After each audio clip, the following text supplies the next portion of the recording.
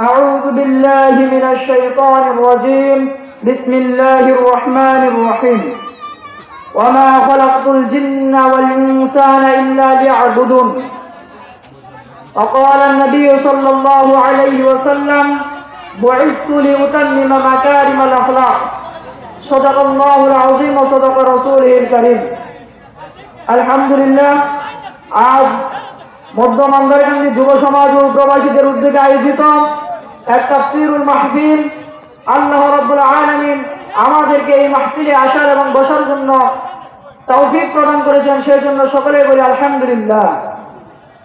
আজকের এই মাহফিলে আমার উস্তাদ হযরত মাওলানা মাহফুজুর রহমান সাহেব তিনি বক্তব্য দিবেন।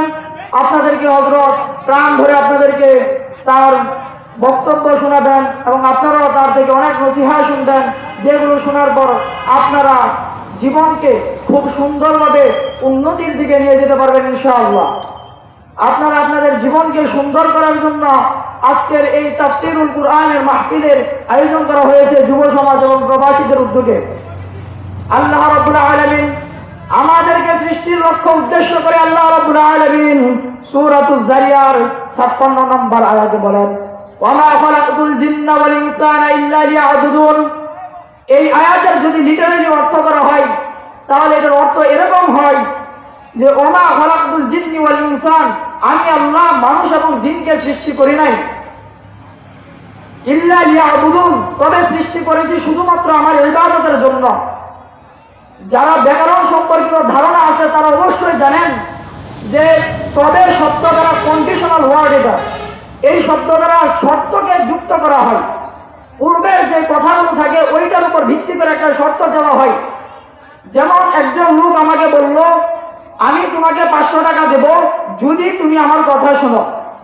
উনি যে আমাকে বললো 500 টাকা দিবে, কেন দিবে এই বিষয়টা যদি তারা প্রকাশ করেছেন যে এই কাজ করলে পরে উনি আমাকে 500 টাকা দেবেন, ঠিক সেই রকম ভাবে আল্লাহ রাব্বুল আলামিন ইল্লা শব্দ দ্বারা বুঝিয়েছেন যে আমি মানুষ এবং জিনকে সৃষ্টি করতে চাই নাই। আমি আল্লাহ রাব্বুল আলামিন মানুষ এবং জিনকে সৃষ্টি করার মূল উদ্দেশ্য হলো আমি আল্লাহর ইবাদত করব। আল্লাহ রাব্বুল আলামিনের ইবাদত করার মধ্যে আমাদের জন্য রয়েছে এক অসীম নিয়ামত। আমরা যখন 5 ওয়াক্ত নামাজ পড়ি, নামাজের মধ্যে আমাদের শারীরিক অনেক উপকারিতা রয়েছে। সেই উপকারিতা সম্পর্কে আমরা অনেকেই হয়তো জানি না। আমরা যদি আমাদের শারীরিক উপকারিতার দিক বিবেচনা করি তাহলে আমরা আমাদের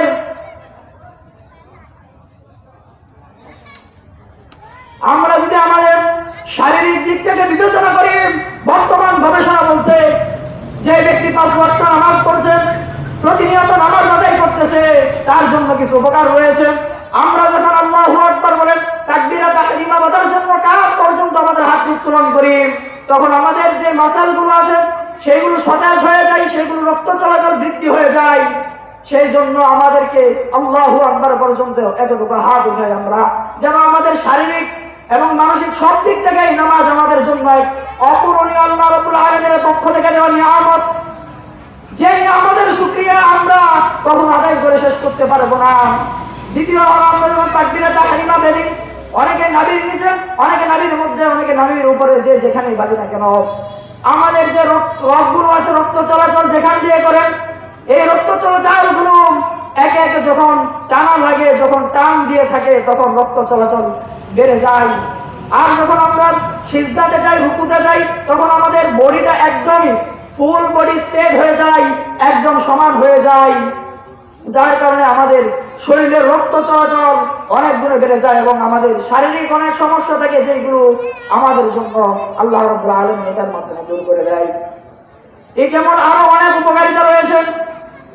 আমরা যখন আল্লাহ রাব্বুল আলামিনকে বলি আলহামদুলিল্লাহি রাব্বিল আলামিন, আমরা যখন নামাজের মধ্যে কথাগুলো বলি, বর্তমান গবেষণা বলে আমরা যদি কোনো ব্যক্তি মানসিক কোনো অ্যাংজাইটিতে ভুগে, উদ্বিগ্নতায় ভুগে, তখন ওই ব্যক্তি যদি 5 বার আয়নার সামনে দাঁড়িয়ে বলে আমি ভালো আছি, আমি ভালো আছি, আমি ভালো আছি, আমি ভালো আছি, এই কথাগুলো যদি সে প্রতিদিন সকালে ঘুম থেকে উঠে 5 বার বলে, তখন সে মানসিক একটা শান্তি পায়।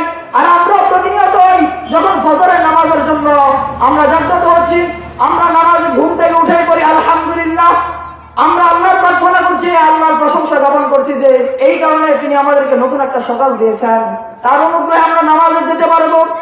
এইরকম আরো অশেষ রহমত আল্লাহ রাব্বুল আলামিন আমাদেরকে দিয়েছেন।